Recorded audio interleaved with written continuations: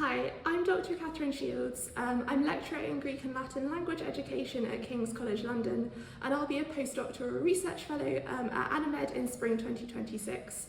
The title of my project is Authority and Anonymity in Early Hittite Texts, Law, Language and Power.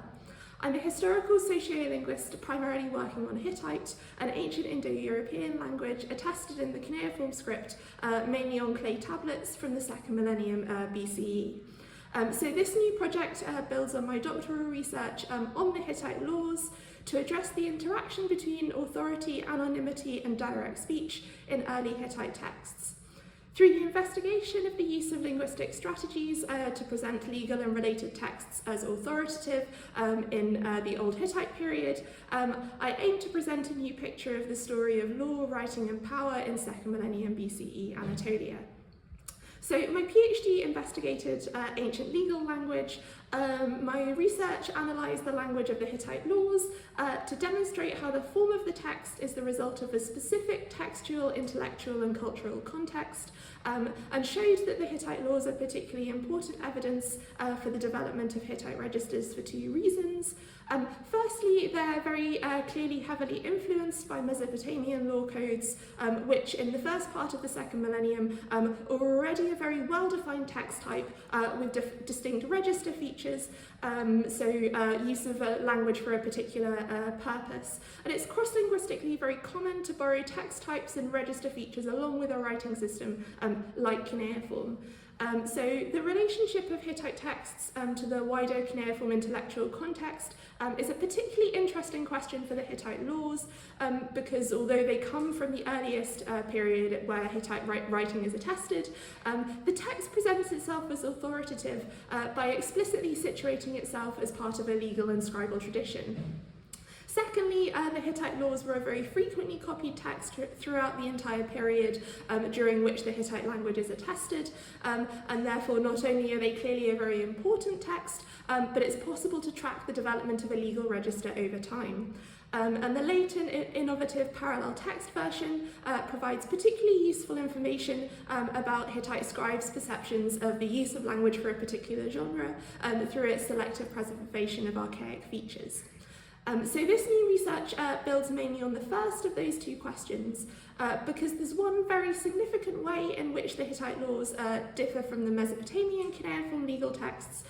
They lack a prologue and an epilogue, and the prologue and the epilogue of these Mesopotamian cuneiform laws gives them a historical, political and religious contexts.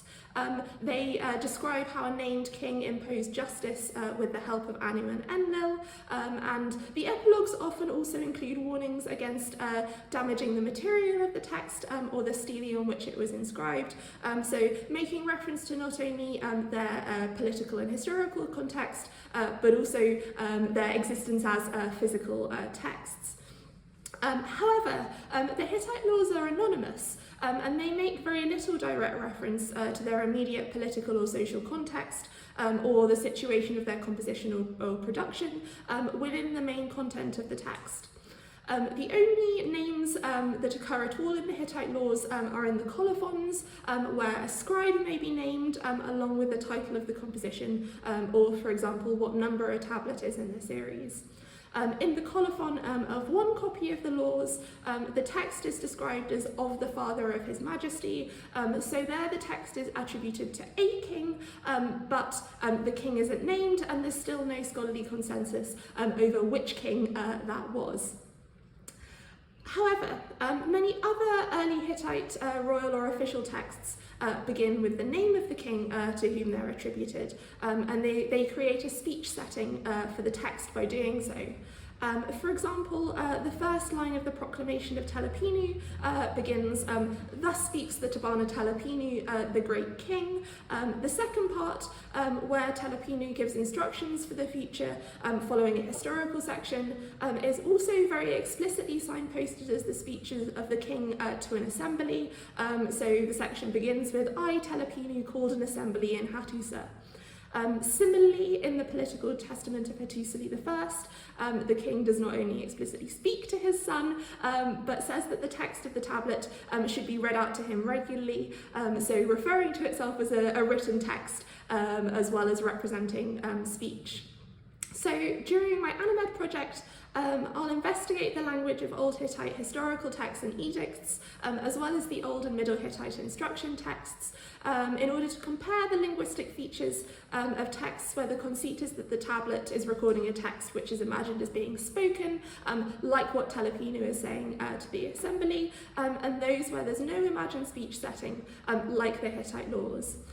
So by contrasting and comparing the strategies used to express authority in anonymous texts versus non-anonymous texts, I hope to demonstrate that the language and style of these texts requires explanation by both the extra and intratextual context, and therefore I hope to expand further our picture of the relationships between different genres of early Hittite texts, situating them in their intellectual and political context. Thank you.